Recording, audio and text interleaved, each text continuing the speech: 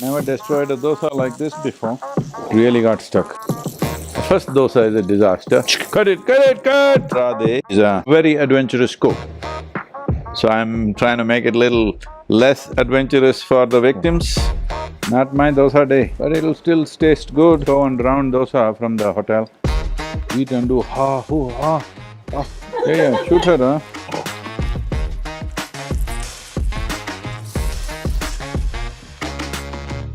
Not bad, a quick learner, huh? This dough has been specially prepared by me. Who's going to eat this?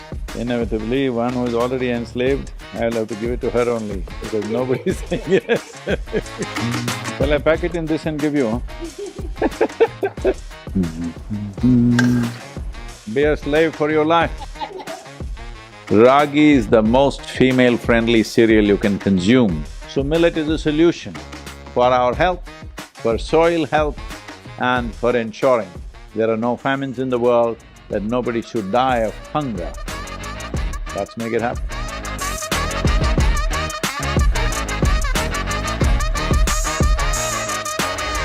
Namaskaram. This is the year of the millet.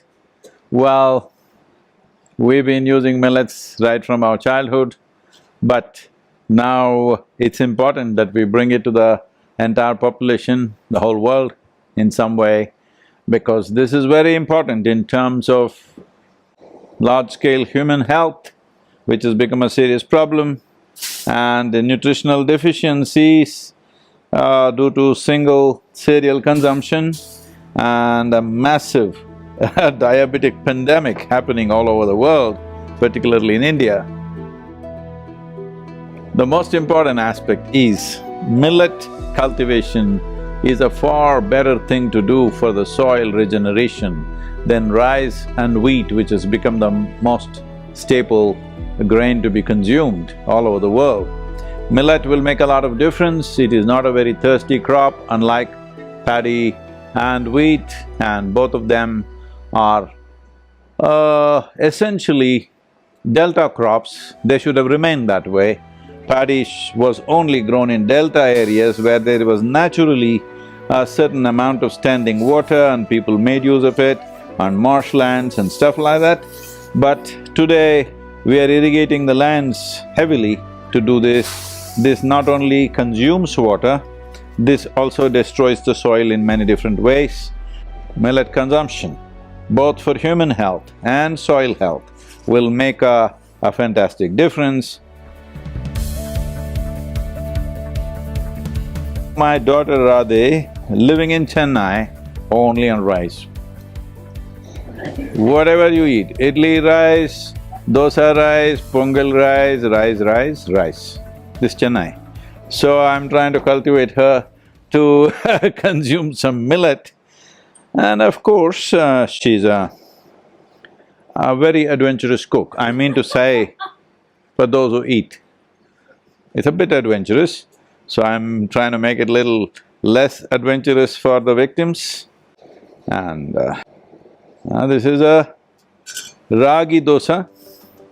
Ragi, a very important cereal of subcontinent, and particularly, when we were growing up in Karnataka, it was very much a part of daily consumption everywhere, but somehow it got bad press that it is a poor man's food and it doesn't give you social prestige, but it gives you health, well-being and nourishment.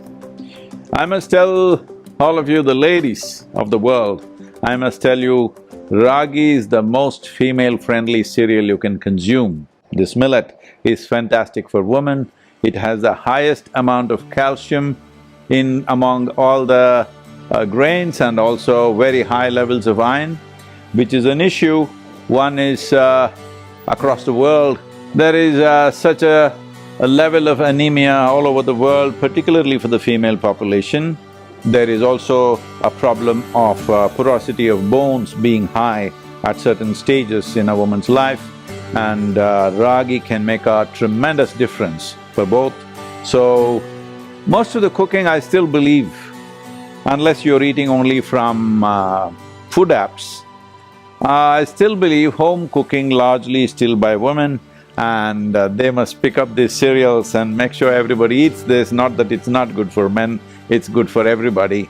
But I'm saying there are special advantages for a woman because certain lack of nourishment in certain areas of nourishment has been an issue because of single cereal consumption, and not everybody is able to maintain other aspects of nutritional aspects very well. For all of them, ragi can make a tremendous difference. Today, in India, the government of India has coined this word, which is a wonderful thing picked up from the tradition but bringing back into usage. It's called Sri Annam. And here at the Isha Yoga Center, at least 5 days in a week, everybody is consuming millets, and we are also encouraging the local farmers and the farmer producer organizations to produce millets, and the consumption is slowly going up everywhere around us also.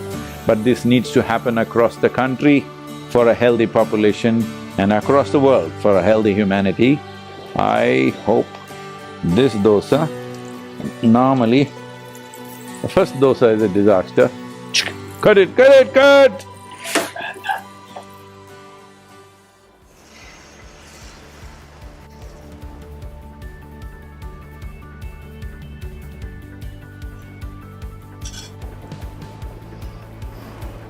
Millet takes time to cook.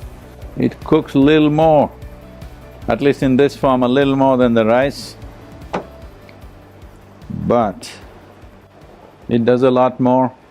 It's a very slow-release cereal, that is, there'll be no sugar spikes because of you eating a millet. It releases its glucose part of it very, very slowly.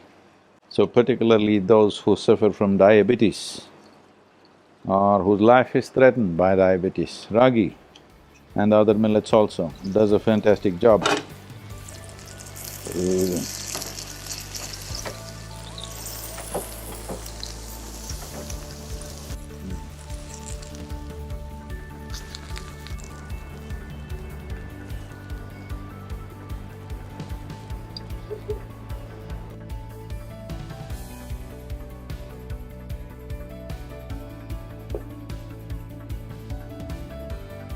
Not bad, a quick learner, huh? When we used to travel a lot in Karnataka, we used to eat a lot of ragi mudde on the road, but you don't find that so much anymore. And also, it used to be very soft and easy to eat, but now when you get ragi mudde in most places, it's like you can't eat it. So, is it a question of cultivation or is it just a question of cooking? No, cooking, people have lost practice. Now they made some cookers, like a rice cooker, they got a ragi mudde cooker that you can cook in that. That's what they're saying, I have not seen one. But making of ragi mudde needs some effort and really kind of kneading it. When it's cooking, you must knead it properly, otherwise it won't go very well. But today, you see, I will make a ragi roti, which is very tasty and easy to do compared to the mudde. But ragi mudde is unique in the way it is eaten. Only in Karnataka people generally know how to eat. In Tamil Nadu, people mix it like rice and eat it. But in Karnataka, we make it into small balls and dip it in the curry and just swallow it like that with a little bit of chewing. So it's a unique way of eating. That kind of eating is very good for those who work in the farms, because ragi, as I said earlier, is a slow-release millet. So if you eat it in that way, that you just dip it in either greens or some other curry that you have made, the thing is, because you have not been chewing it, the release becomes even slower. So if you eat one ragi mudde like brunch, a big ragi mudde for brunch, whole day you're plowing, working on the field, 8 hours of work, it will sustain without you feeling hungry and weak because the release is so slow. So this is something that they've arrived at, knowing that if you chew it, you'll digest faster. So they make it in such a way that it's made into small balls and swallowed like that. So people who have to work in the open and there is no access to food whenever you feel like it, these are all the things that they discovered by their own observation.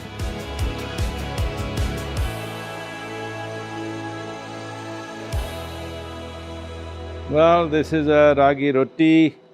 You need a little bit of banana leaf, or also you could do it on what they call as the butter paper.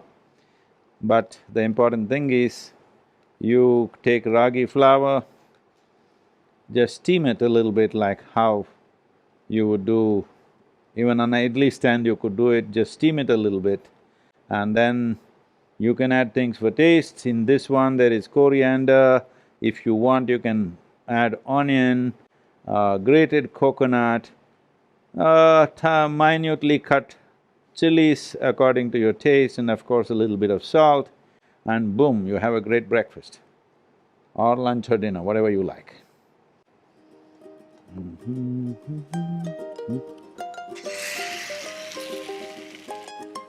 Word of caution for all of you who are viewing this, this dough has been specially prepared by me with some incredible taste added to it. So, a word of caution and warning is, if you eat this ragi roti, you may become enslaved to me for life. So I'm just warning you beforehand. Unless you're ready for that, don't eat my ragi roti. Who's going to eat this? Who wants to become a slave? Nobody's saying yes, so… Inevitably, one who is already enslaved, I'll have to give it to her only, because nobody's saying yes.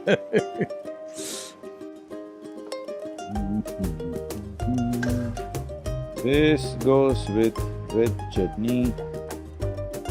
Be a slave for your life. So these are the different types of millets which are grown in the local region: ragi, same, sajje, varagu, kambu. These are all the Tamil names that I'm saying. In every region they have their own name. So here's a package with 6 different kinds of millets, and if you still don't know how to cook and make all these things, it can be just cooked like rice and eaten, or you could make a chapati out of it. But there is another packet of what is called a sanjivini, which has 14 different ingredients of all these millets, various pulses and grams, and also some nuts and stuff like that. 14 different ingredients which makes it a complete diet by itself. That can be just made into… just boil it in water and you can drink it, or you can make it into roti and eat it, or you can eat it in many different forms. So, for those of you who want something ready-made, that is also there. The idea of providing this is, we have to bring back millet into the world in a big way for large-scale consumption if we really want to turn the soil around and also turn human health around in many ways. Because as nations grow and become affluent, they are spending incredible amounts of money on healthcare. That's not how it should be, because once the nation becomes affluent, it has both choices of nourishment and lifestyle. When you have choice of nourishment and lifestyle, you generally have no business to fall ill. You should be taking care of it. But unfortunately, more affluent the nations get, the more sick they're getting. So this is one reason why we are seeing how to push millets into everybody's diet, and fundamental interest is that soil should be healthy. The revival of soil, the regeneration of soil in the world could go a long way if at least 50 to 60% of the cereals that we consume become millets.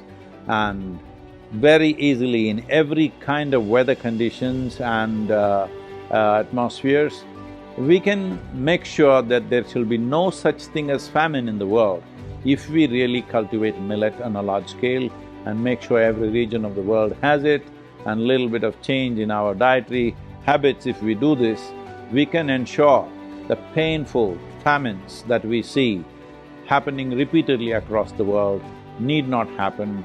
Right now, food is grown in one place, but they're eating it 5,000 miles away. That's not how it should be. The basic food must be grown where people are.